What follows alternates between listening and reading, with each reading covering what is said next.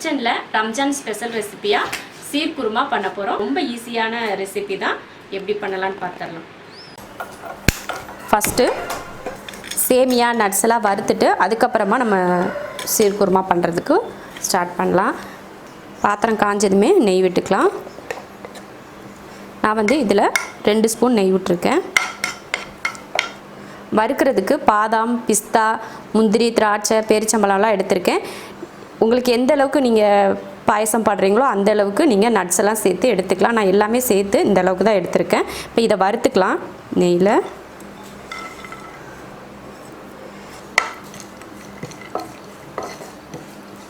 Nuts நல்லா வறுத்தாச்சு. உங்களுக்கு எந்த அளவுக்கு அதிகம் தேவைப்படுதோ அந்த அளவுக்கு போட்டுக்கலாம். நான் எங்களுக்கு கம்மியாக இருந்தால் போதுன்னு தான் நான் கம்மியான நட்ஸ் எல்லாம் சேர்த்துருக்கேன். நீங்கள் நிறைய போடணுன்னா நிறைய சேர்த்துக்கலாம். நான் இப்போ வேறு பாத்திரத்துக்கு இதை மாற்றி வச்சிடலாம். அவ்வளோதான், மாற்றி வச்சாச்சு.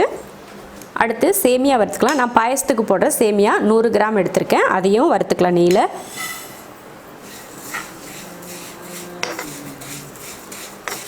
நெய் பிடிக்காது அப்படின்னா தேங்காய் எண்ணெய் ஊற்றி வறுத்துக்கலாம். எல்லாமே நட்ஸு அப்புறம் சேமியா எல்லாத்தையுமே தேங்காய் எண்ணெய் ஊற்றி வறுத்துக்கலாம். மற்ற எண்ணெய் ஊற்றுனீங்கன்னா அந்த மனம் நல்லா இருக்காது. தேங்காய் எண்ணெய் ஊற்றலாம், இல்லைன்னா நெய் ஊற்றலாம். அது ரெண்டுக்கும் தான் நல்லாயிருக்கும். சேமியாவை இந்த அளவுக்கு நல்லா பொன்னிறமாக வறுத்துக்கணும். நல்ல கலர் வர்ற மாதிரி வறுத்திங்கன்னா நம்ம பாயசம் பார்க்குறதுக்கு நல்லா கலர்ஃபுல்லாக நல்லாயிருக்கும். இந்த அளவுக்கு வறுத்துக்கிட்டால் போதும். அதுக்காக ரொம்ப கருக விட்டுறக்கூடாது. இதை மாற்றி வச்சிடலாம்.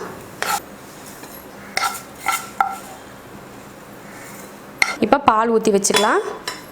நல்லா கனமான பாத்திரமாக வச்சுக்கோங்க. அப்போ தான் பால் அடி பிடிக்காமல் இருக்கும். ஏன்னா நம்ம பால் நல்லா திக்காக காய்ச்ச போகிறோம் இல்லையா, அதனால் 1.5 லிட்டர் பால் எடுத்திருக்கேன்.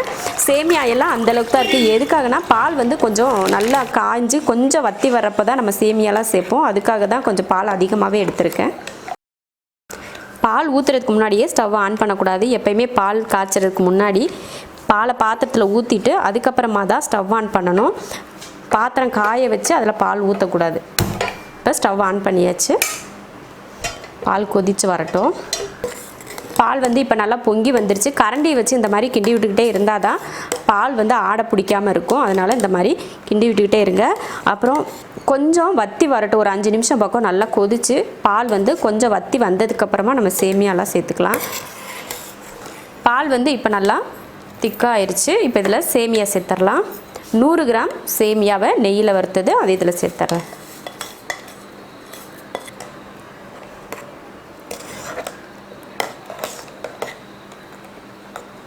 அடுப்பை சிம்மில் தான் வச்சுருக்கேன். பால் கொதிச்சதுலேருந்தே அடுப்பு சிம்மில் தான் இருக்குது. சேமியா இந்த பாலில் போட்டதுக்கப்புறம் சேமியா நல்லா வெந்து வரட்டும். அதுக்கப்புறமா நம்ம சர்க்கரை சேர்த்துக்கலாம். சேமியா நல்லா வெந்துருச்சு. இப்போ இதில் நம்ம வறுத்து வச்ச நட்ஸ் எல்லாம் சேர்த்துடலாம். அதையும் போட்டு ஒரு 2-3 நிமிஷத்துக்கு நல்லா சேமியா கூட சேர்ந்தே வேக வைக்கலாம். அவ்வளோதான், நட்ஸையும் போட்டாச்சு. அடுத்து சர்க்கரை சேர்த்துடலாம். சர்க்கரை நான் 200 கிராம் சர்க்கரை எடுத்திருக்கேன். உங்களுக்கு இனிப்பு அதிகம் வேணும் அப்படின்னு இருந்துச்சுன்னா அதிகம் சேர்த்துக்கலாம். கம்மியாக தான் வேணும் அப்படின்னா இன்னும் கொஞ்சம் கூட கம்மியாக சேர்த்துக்கலாம். 200 கிராம்ங்கிறது கரெக்டாக இருக்கும். அதனால் நான் 200 கிராம் சேர்த்துக்கிறேன்.